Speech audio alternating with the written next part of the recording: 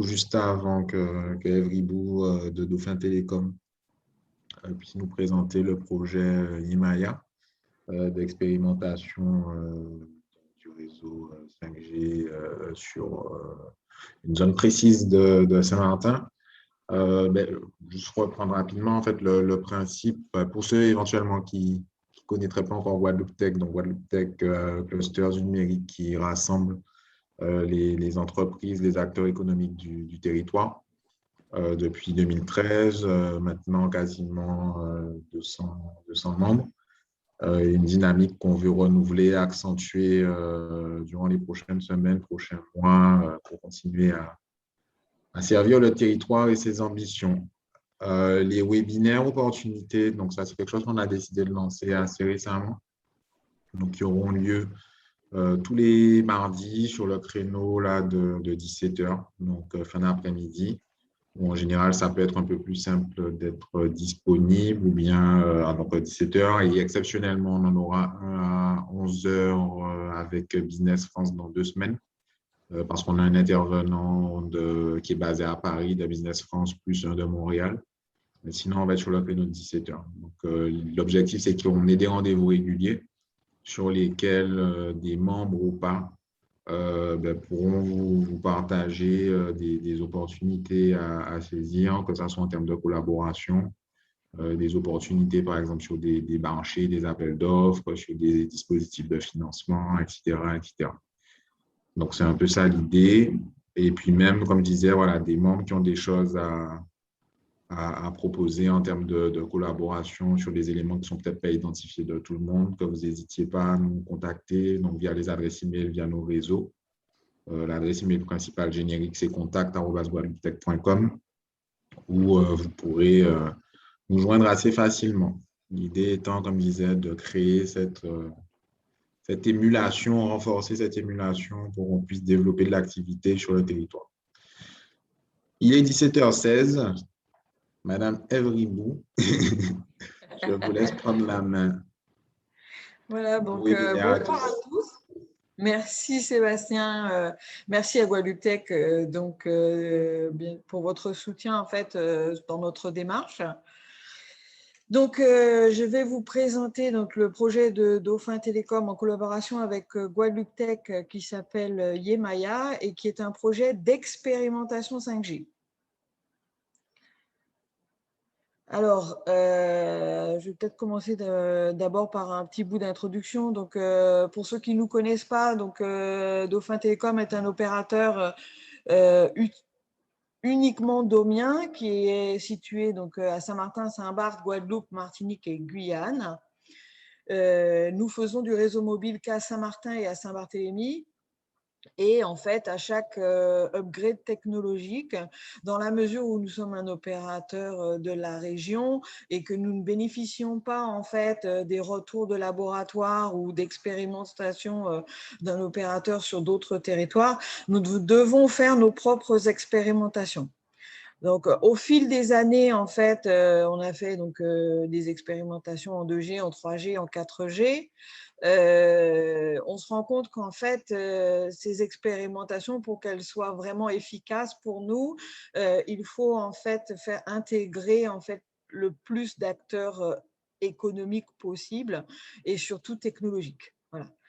Donc, notre premier objectif avec cette expérimentation est de faire un réseau 5G entièrement français et qui sera donc l'expérimentation donc, sera uniquement à Saint-Martin et à Saint-Barthélemy.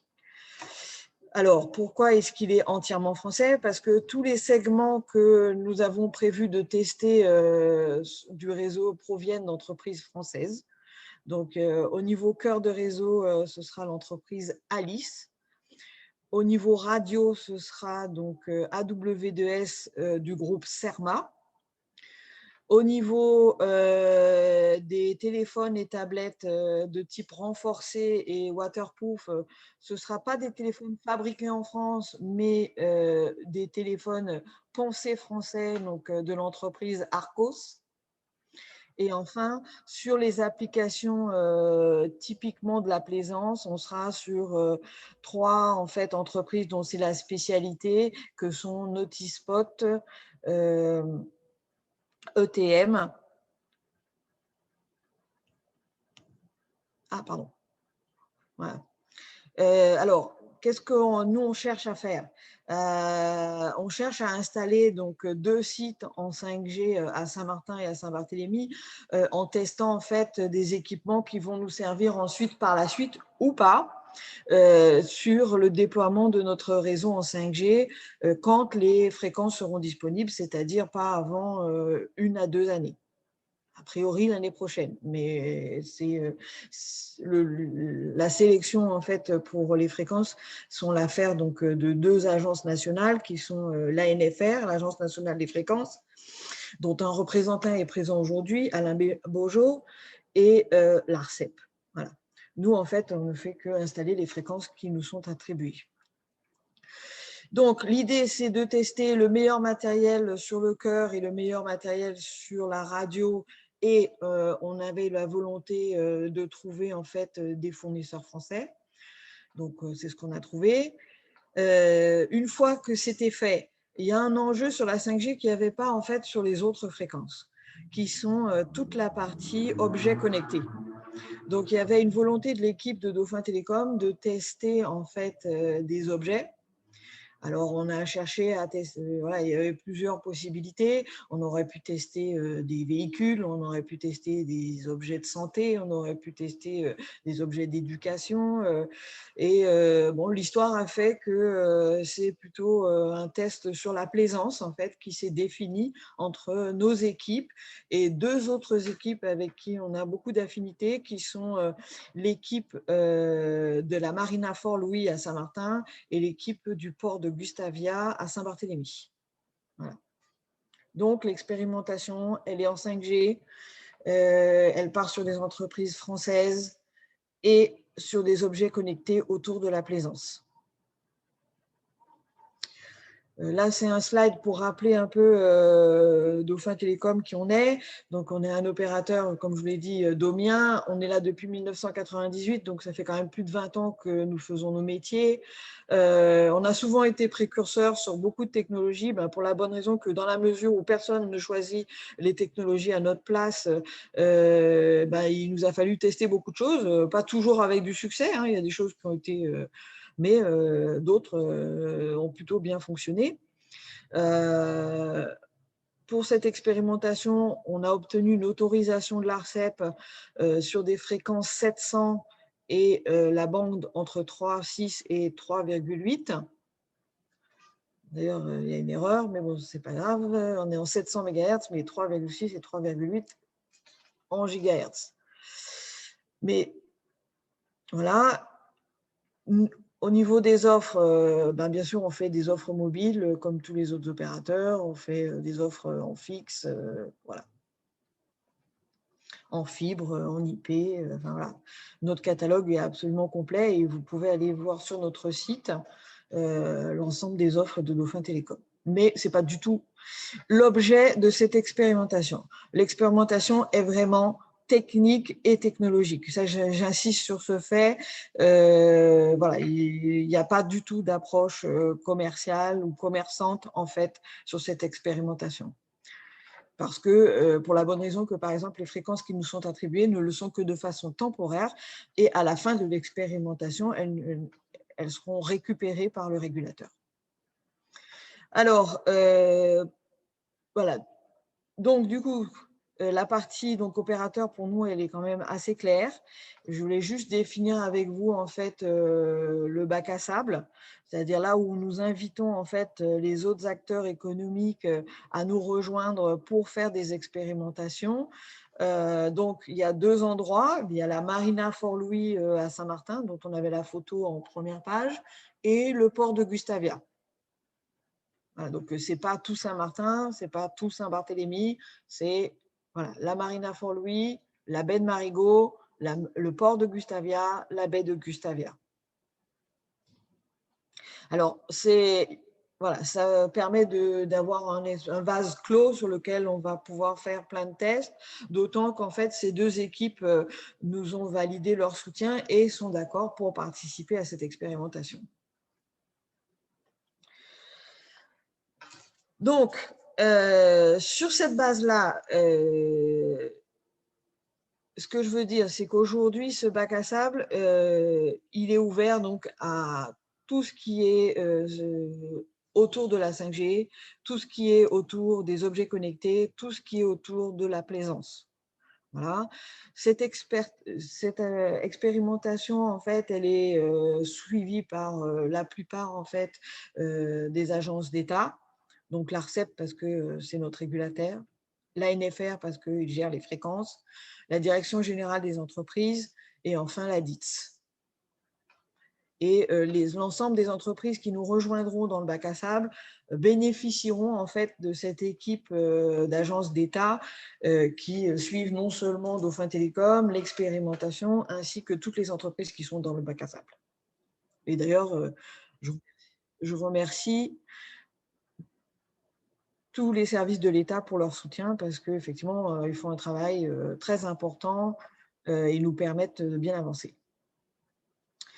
Pareil, bien sûr, donc, les collectivités concernées sont au courant et suivent le dossier. Donc, la collectivité de Saint-Martin et la collectivité de Saint-Barthélemy ont été prévenues que cette expérimentation va avoir lieu et nous soutiennent dans nos démarches. Voilà.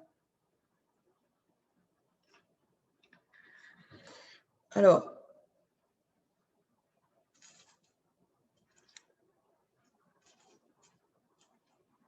dans cette démarche d'expérimentation, alors on a eu effectivement, notre première démarche a été de chercher des entreprises qui étaient proches en fait de l'expérimentation. Donc des entreprises de cœur de réseau, des entreprises radio et des entreprises qui sont dans la plaisance et sur des équipements radio ou équivalents radio. Quand on a ouvert en fait avec la DITS le bac à sable aux entreprises donc, de la zone Guadeloupe, Saint-Martin et Saint-Barthélemy, on s'est dit que notre objectif était effectivement d'ouvrir aussi technologiquement. C'est-à-dire que les entreprises qui voudraient faire partie du bac à sable et qui ne sont pas dans le périmètre technologique sont aussi les bienvenues, du moment qu'elles sont en fait dans les objets connectés ou la plaisance. Alors, en travaillant en fait sur avec les deux, avec la Marina Fort-Louis et avec le port de Gustavia, on s'est rendu compte qu'en fait il y avait une grosse appétence des plaisanciers sur nos zones. Ça, c'est un peu différent de ce qu'on peut rencontrer en France métropolitaine. Parce qu'en France métropolitaine, ce que j'ai compris en fait des entreprises qui travaillent en France métropolitaine, c'est que, par exemple, les ports sont souvent des ports de parking. C'est-à-dire, on va avoir beaucoup de bateaux qui sont là à l'année et qui sont utilisés pendant les vacances. Sur la Marina Fort-Louis et le port de Gustavia, ce qu'ils nous ont expliqué, c'est qu'en fait, c'est tout le contraire. Il y a finalement très peu de bateaux garés à l'année, mais beaucoup de touristes ou de gens de passage. Donc, d'où en fait le besoin d'avoir un niveau de service qui est un peu au-dessus de la moyenne pour pouvoir en fait se démarquer des autres ports et des autres marinas de la région. Parce que un bateau, pourquoi est-ce qu'il irait venir se garer à Saint-Martin plutôt qu'à Saint-Kitts, où il y a de très belles marinas, et plutôt à Saint-Barth plutôt que, je ne sais pas, à Sint-Maarten. Voilà, il faut faire la différence. Et toute l'idée des équipes en fait de la Marina et du port de Gustavia, c'est de regarder les projets et les opportunités que on va pouvoir leur présenter à travers cette expérimentation. Donc, il y a une vraie attention à porter à ce projet, voilà, une vraie réalité économique. Donc, sur ce slide, vous voyez en fait le périmètre qui est prévu mais je n'ai pas encore les cartes définitives. Donc là, vous avez les cartes de rayonnement, donc celle de Marigot et celle de Gustavia. Sachant qu'a priori, ça va changer parce que les équipes donc de la Marina et du port ont clairement demandé à avoir en fait des couvertures qui soient beaucoup plus orientées sur les baies. Alors, pour pouvoir effectivement accommoder les bateaux qui sont dans la baie de Marigot et dans la baie de Gustavia. Alors, c'est une demande auquel on va répondre en proposant des sets de couverture. C'est aussi une demande que nous allons étudier donc, avec la NFR à partir du mois d'octobre, parce que qui dit une couverture orientée vers la mer, et ben, du coup, ça peut poser des problèmes en fait, en frontière avec les autres îles. Alors, pour Saint-Martin, Alain, tu m'arrêtes, mais a priori, nous allons analyser avec la NFR l'impact de ces fréquences vis-à-vis de l'île d'Anguilla par rapport au port, par rapport à Marigot, et par rapport à Gustavia, par rapport à Sint-Maarten. Voilà. Donc, il y a des vraies questions de fréquence et de couverture et de voisinage avec nos îles voisines. Alors, le calendrier, bon là, il n'y a pas de date, mais alors, ce qui est important de comprendre, en fait, c'est le rythme. En fait, l'expérimentation, officiellement, elle commence aujourd'hui. Donc, je suis très contente de commencer par ce webinaire. Alors, elle commence par une partie fréquence donc, de travail avec la NFR au mois d'octobre. Elle commence par la partie typiquement opérateur, donc là qui ne concerne que Dauphin Télécom, et ça pendant 6 mois, donc c'est assez long. Donc ça porte jusqu'au mois donc, de janvier. Et nous avons prévu d'ouvrir le bac à sable aux autres entreprises à partir du mois de février. Et l'important donc de ce webinaire aujourd'hui, c'est que, vous avez un peu de temps pour réfléchir à ce que vous avez envie de tester sur le bac à sable et de pouvoir vous constituer sérieusement. Parce que nous, en février, non seulement on va sélectionner les entreprises qui vont entrer sur le bac à sable, parce qu'on ne peut pas en prendre un nombre infini, donc on prendra un nombre fini d'entreprises avec les projets qui nous sembleront les plus adaptés. Bien sûr, en coopération, en l'occurrence avec Guadeloupe Tech. Et de là, il va falloir que nous, on demande en fait une extension de l'expérimentation pour le bac à sable. Parce que nous, pour la partie opérateur, nous avons droit à 6 mois. Mais pour la partie bac à sable, dès aujourd'hui, on a eu déjà des demandes d'extension de 36 mois.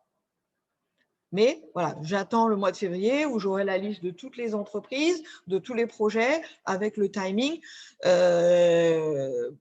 Par exemple, les entreprises qui ont demandé 36 mois sont des entreprises sont plutôt des laboratoires de recherche qui, eux, en fait, pour valider une recherche, sont obligés d'avoir un minimum de 3 ans. Voilà. Donc là, vous avez le planning de Dauphin Télécom, mais le planning du projet, à ce jour, est prévu sur 36 mois. Chez Dauphin Télécom, il y aura toute une équipe sur cette expérimentation. Voilà, juste pour vous dire que voilà, vous ne serez pas tout seul en tant qu'entreprise dans le bac à sable. Toute l'équipe de Dauphin Télécom travaillera à vos côtés. D'autant que c'est vraiment important, et je crois que, parce que nous, choisir un cœur de réseau, choisir des équipements radio, c'est très bien, mais si on n'a pas en gros des gens qui jouent dans le bac à sable et qui font vivre le réseau, on ne va pas pouvoir en fait tester les limites de ce que nous avons choisi. Voilà. Donc, ayez conscience qu'à ce jour, nous, on ne se donne pas de limite sur le type des essais qui peuvent être faits.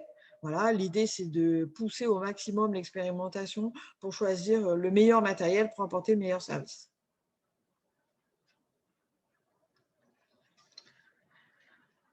Voilà, donc une présentation de la Marina Fort-Louis.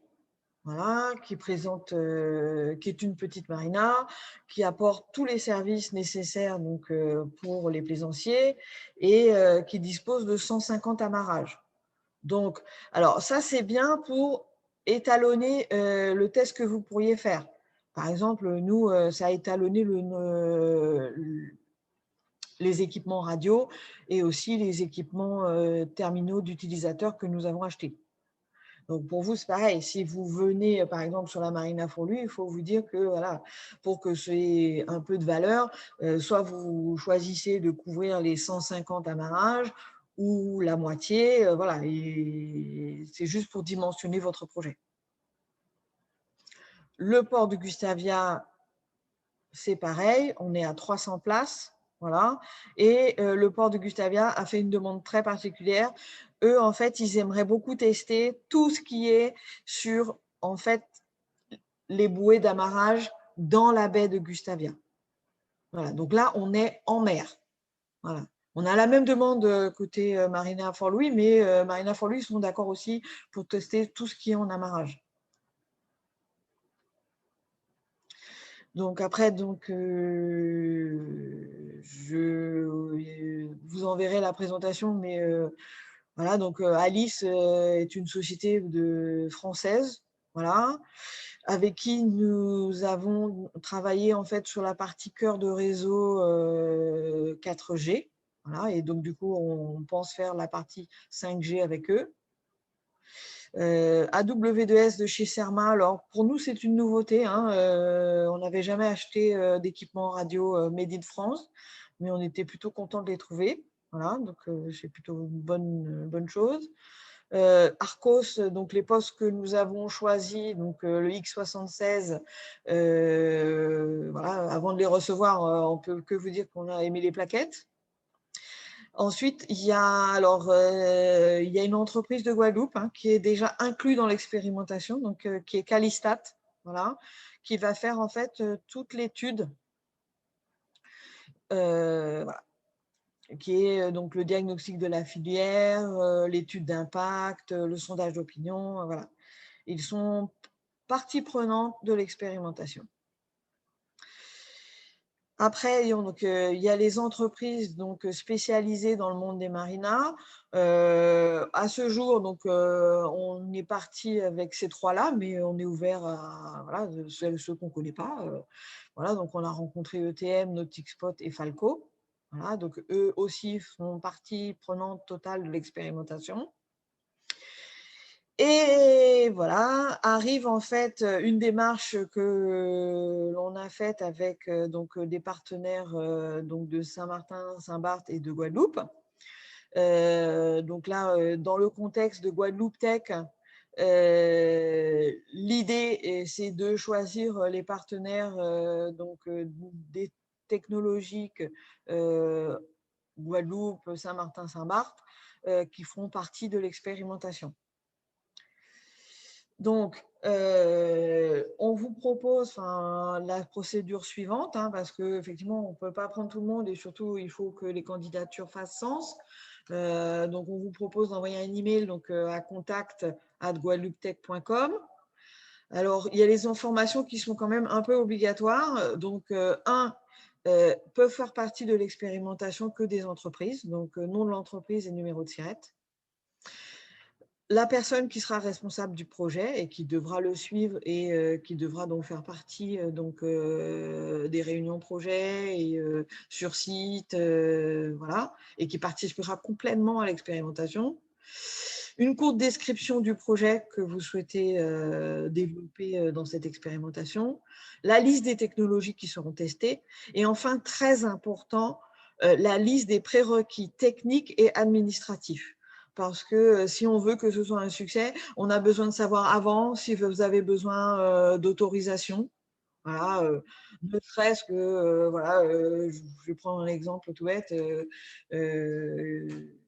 Si vous avez besoin de mettre des capteurs sur la Marina Fort-Louis, ben, il nous faudra l'autorisation de la Marina Fort-Louis pour installer ces capteurs. Voilà. Donc, je crois qu'on a fait le tour. Donc, si vous avez des questions, c'est le moment. Merci beaucoup, Eve, pour la présentation, très claire, synthétique. Dans le timing, on est bon. Pour les questions, en général, on fait dans la discussion, mais comme on n'est pas non plus une soixantaine, s'il y en a qui préfèrent exprimer directement à l'oral, simplement demander à prendre la parole via les outils et puis on va la passer au fur et à mesure, en levant la main avec les réactions en bas à droite. Ou est-ce que tout ça était très clair pour tout le monde et on va recevoir déjà beaucoup d'emails de candidature suite à la présentation de Eve? Ben, écoute, je le souhaite, je te jure, je le souhaite parce que, donc, par exemple, d'autres microcosmes, je suis agréablement surprise en fait de notre tissu économique qui pose des bonnes questions, plein d'idées, enfin, c'est très agréable.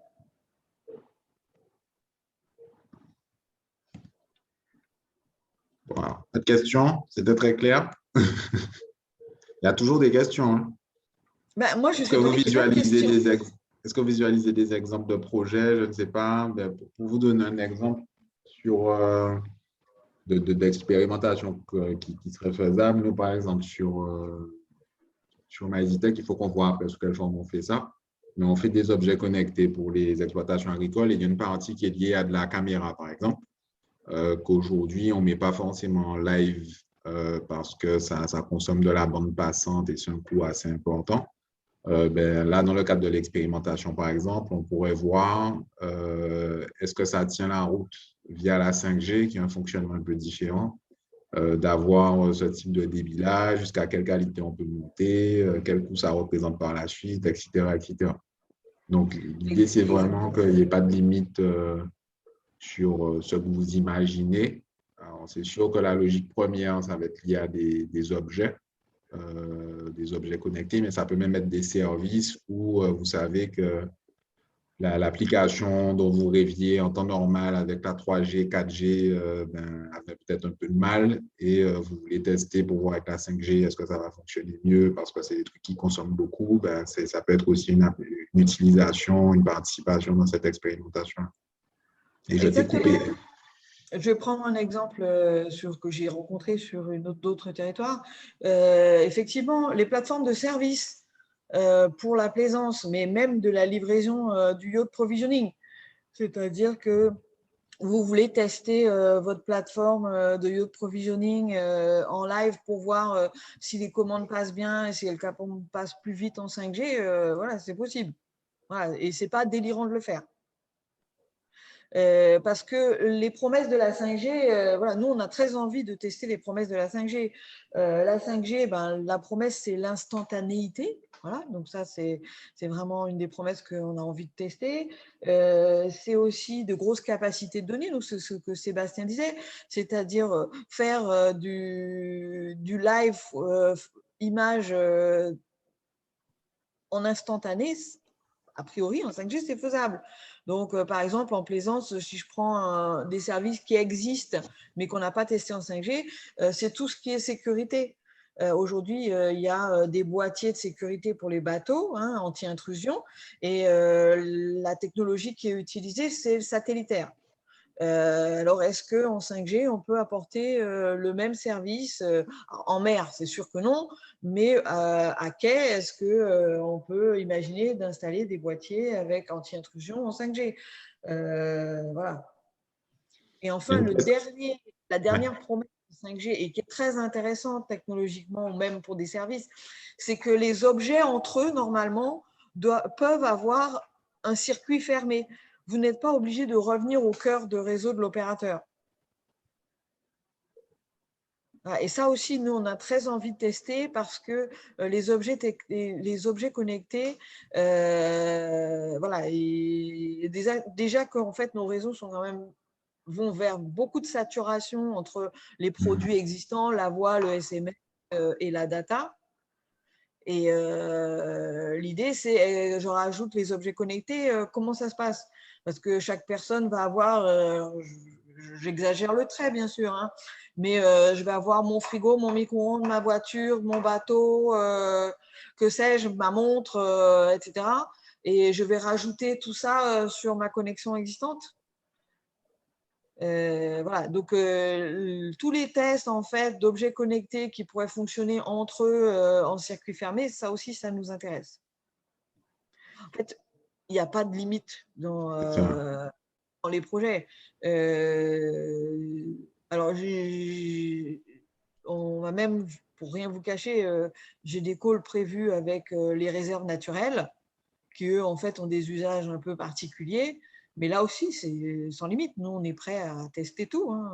La qualité de la mer, le niveau de la marée, le type de poisson, le type de bateau, voilà, la qualité du vent.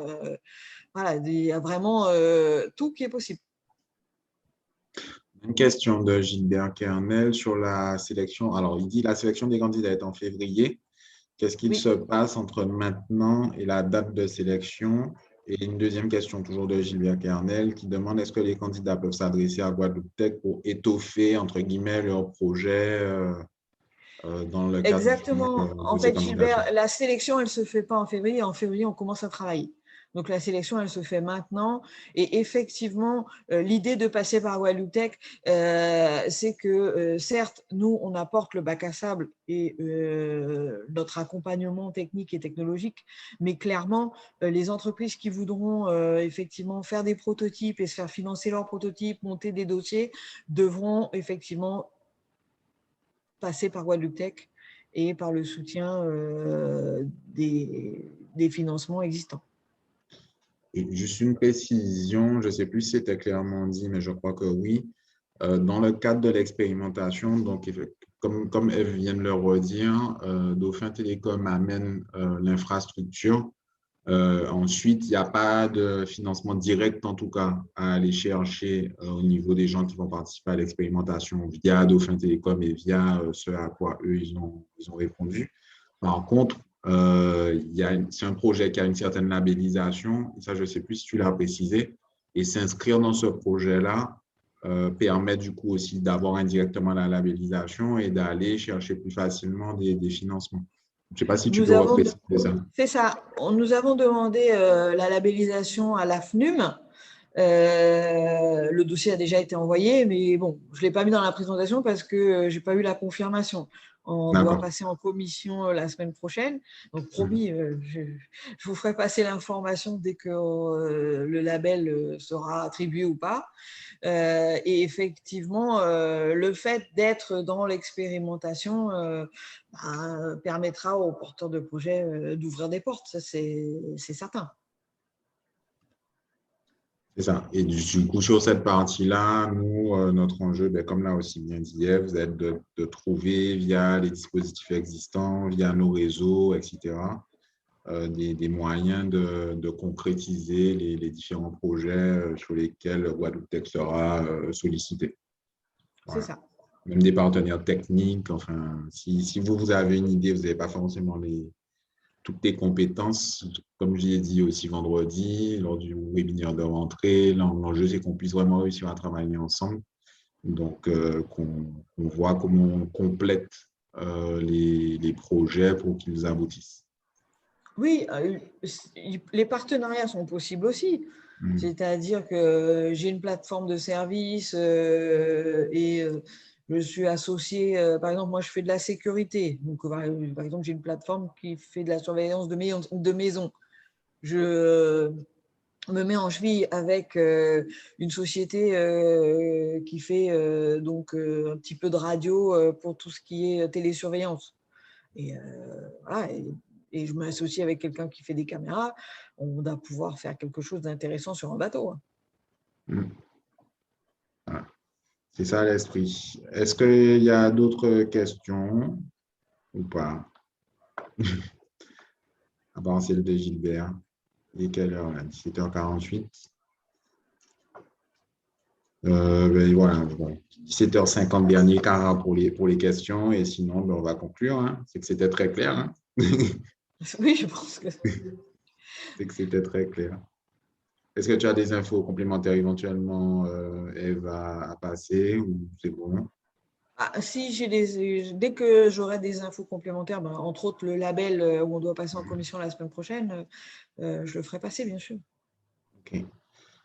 Bon, du coup, pour ceux qui voudraient des informations complémentaires, qui ont des questions ou qui voudraient tout simplement candidater, mais même avant de candidater, N'hésitez pas, vous nous contactez soit par mail, soit par nos réseaux, idéalement par email à l'adresse contact@guadeloupetech.com qui est affichée. Et nous, on revient vers vous rapidement pour qu'on puisse se fixer un moment d'échange un peu plus en détail sur vos projets et qu'on voit comment on peut vous aider s'il y a besoin d'aide, parce qu'il n'y en a pas forcément besoin, sur leur mise en place et leur intégration dans le projet d'expérimentation Yemaya porté par Dauphin Télécom. Et donc, du coup, merci beaucoup, Ève, pour cette présentation. Merci beaucoup à tous. Et puis voilà, à très bientôt. Et on te revoit d'ailleurs dans 2 semaines par rapport à une autre casquette que tu as, donc toujours sur le même créneau là, de 17h, où Ève va nous présenter l'opportunité sur la partie CES 2022, où il y a potentiellement des choses à faire, donc, puisqu'elle est assez proche de l'organisation de cet événement-là. Nous donner des aiguillages là-dessus pour que vous sachiez les projets et les types de projets qui sont attendus là-dessus, notamment en termes de maturité. Et qu'on puisse, si on trouve des personnes intéressées et qui sont déjà au bon stade de développement, travailler à leur présence sur place ou en virtuel pour avoir des résultats. Et ce vendredi 11h, et demi ou 11h, je ne sais plus, 11h30, on a notre premier focus membre où on aura un nouveau membre et probablement un membre aussi un peu plus ancien qui vont présenter leur activité, leurs besoins, leurs attentes aussi vis-à-vis de l'association. Et donc, le premier nouveau membre qui va présenter son activité, c'est Freely Print. Monsieur Rinaldo, c'est une logique d'impression numérique par Internet. Donc, pour les besoins de carte de visite ou tout type d'impression, par exemple, ils ont monté une plateforme qui va jusqu'à la livraison chez le client. Et donc, voilà, donc c'est assez intéressant. Ils vont présenter ça du coup vendredi, 11h30. Il faut s'inscrire. Donc là, pareil, les liens sur les réseaux. Et pour ceux qui ne sont pas encore abonnés à nos pages, faites-le. Mailing, pareil. Et puis, toujours, hein, voilà, comme il y a pas de publicité, on ne fonctionne pas sans publicité. Pour ceux qui n'ont pas encore pu nous soutenir en termes d'adhésion ou de renouvellement, on vous invite à le faire pour qu'on puisse continuer nos actions. Merci à tous. Bonne soirée. Et on attend vos Merci, à emails. très bientôt. Au revoir. Au revoir.